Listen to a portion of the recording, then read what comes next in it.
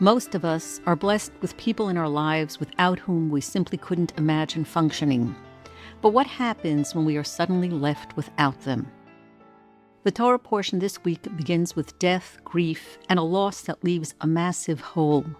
But it also looks at what remains after the people who sustained us are gone.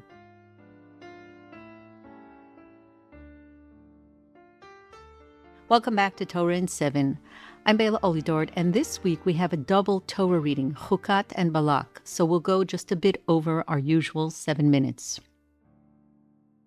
This week's episode is generously sponsored by Rabbi Ben-Zion Gaizinski in memory of his beloved wife Chaya Zlata bat Reb Yoshua, Alea Shalom, on her 16th yahrzeit. Zlata was a true giver, serving as the Chabad Shlucha to the Jewish community of Chevy Chase, Maryland. She was also a dear classmate of mine whose warmth and laughter could fill any room.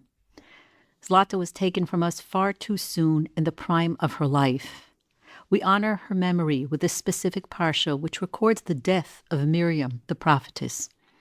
Like Miriam, Zlata was the emotional pulse of her community, nurturing it with wisdom, with joy, and love. Her wellspring of inspiration continues to flow. Yehi Zechra Baruch. If you'd like to sponsor an episode in honor or memory of a loved one, please email me at torahin7@gmail.com.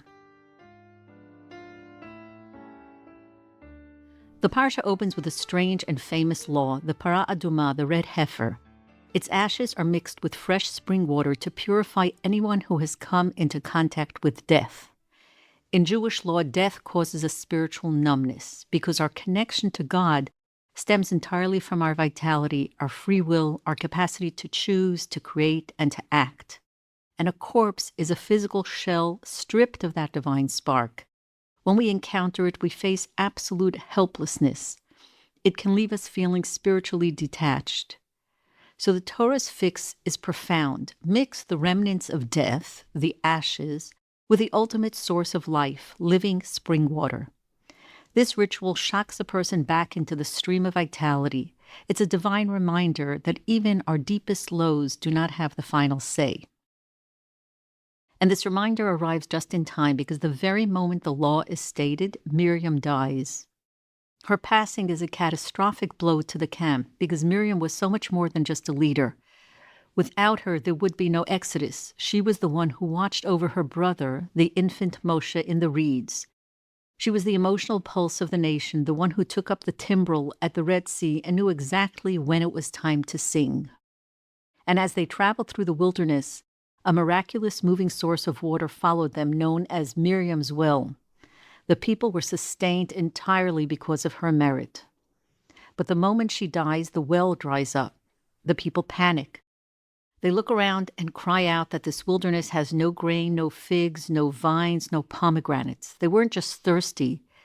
They were grieving the loss of the imagination she inspired for a fruitful future. The passing of a giant like Miriam was a shock, but it also offered a pivot. According to Hasidic teaching, when a righteous person passes away, their life's energy is no longer restricted to a single physical body. It's released into the world as a spiritual inheritance, waiting to be claimed by anyone or everyone. But on the ground, the people are consumed by desperation. They panic. God instructs Moshe to speak to a rock so it will give water. But instead, Moshe berates the people harshly.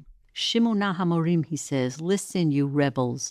Shall we get water for you out of this rock? And he strikes the rock. Water flows, but God punishes Moshe for his impatience.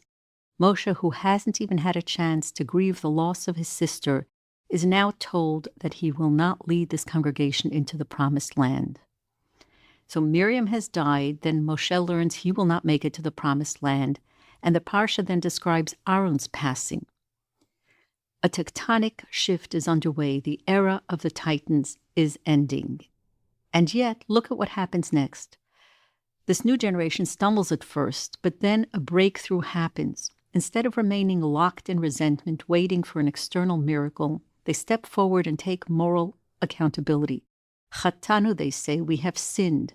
They confess of their own accord. No intermediary forces their hand.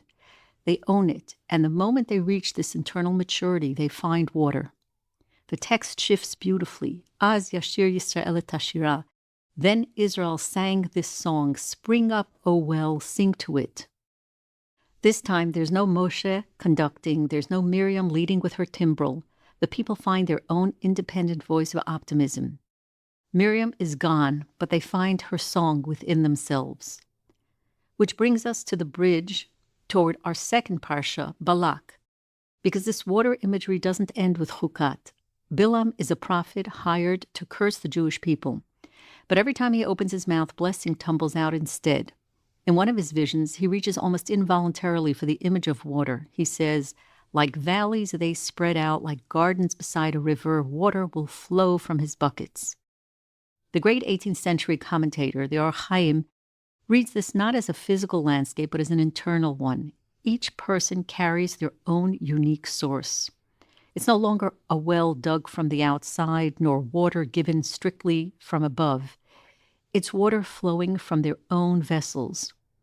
Miriam's spring used to travel alongside them, and now the water is inside them, and even an enemy can see it pouring out.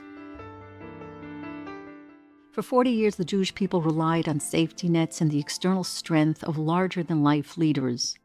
But when the well dried up, they discovered that the music hadn't died.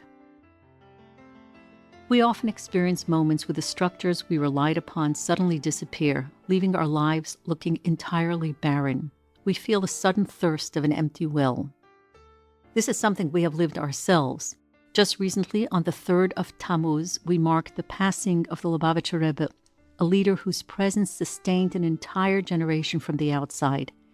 And when that physical presence was gone, the landscape looked empty. We felt that sudden, desperate thirst.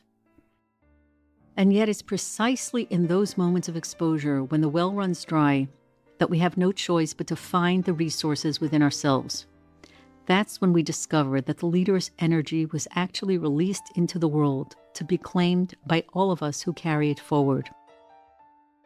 Because we can't live on external inspiration alone. We have to keep what we've inherited from those who have been such vital presences in our lives, alive within us. That's how we ensure that the life-giving water flows from within and continues to sustain us.